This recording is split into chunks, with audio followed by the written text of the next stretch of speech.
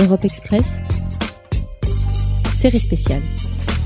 Chaque semaine, Virginie Rosière, coprésidente des Radicaux de gauche et membre du groupe SND, Socialist and Democrats, au Parlement européen, nous embarque dans les coulisses de l'institution pour nous raconter ce qu'il s'y trame, ce que c'est d'être une femme eurodéputée au jour le jour.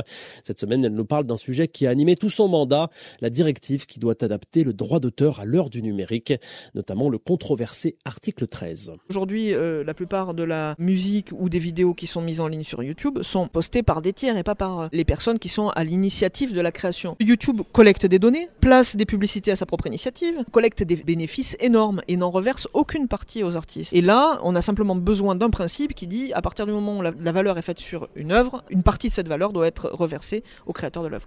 Et comment expliquer qu'une partie des youtubeurs, qu'il y ait une partie même de la population qui soit contre cet article 13 ? Il y a une crainte légitime, c'est la crainte qu'on limite l'utilisation de parties ou d'éléments de citation d'œuvres dans la création numérique en général. Le fait est qu'aujourd'hui c'est interdit en fait. L'utilisation d'œuvres sans disposer des droits aujourd'hui n'est pas du tout couverte par le système actuel et donc c'est ce qui est arrivé à certains youtubeurs. Vous pouvez avoir des ayants droit qui demandent le retrait de vidéos lorsque la musique qui est utilisée est aujourd'hui soumise à droit d'auteur. Mais ça c'est la situation aujourd'hui, ça n'a rien à voir avec l'article 13. L'article 13 justement il est là pour que YouTube conclue des accords de licence avec le secteur de la musique pour que demain on n'ait plus le retrait d'une vidéo de ce type-là mais bien une rémunération des créateurs de cette musique lorsque par exemple un youtubeur utilise une musique dans une de ses vidéos. Donc c'est de remplacer la situation d'aujourd'hui qui est une situation en fait d'interdiction par une situation dans laquelle tout ça est encadré et vous avez un accord de licence qui permet une juste rémunération. Ça va sécuriser les créateurs numériques d'aujourd'hui qui pourront être couverts par des accords de licence sans avoir à eux-mêmes opérer la démarche d'aller négocier, d'identifier ou négocier avec les ayants droit. L'avantage avec l'article 13 c'est que demain on aura défini des obligations légales pour YouTube.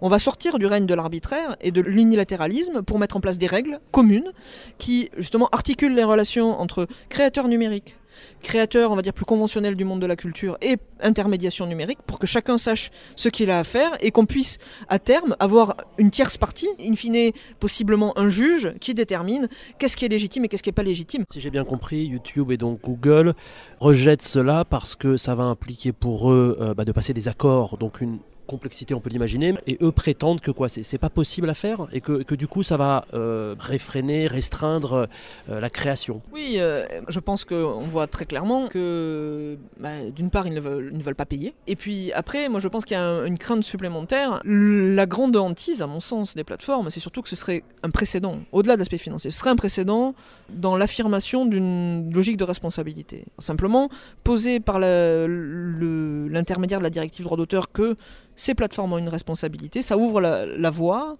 à l'affirmation d'une souveraineté européenne et de règles européennes qui viendraient demain s'imposer aux plateformes numériques et ça, elles n'en veulent pas. Voilà, on retrouve Virginie Rosière et Sophie ou Alex la semaine prochaine pour un nouveau numéro de Europe Express.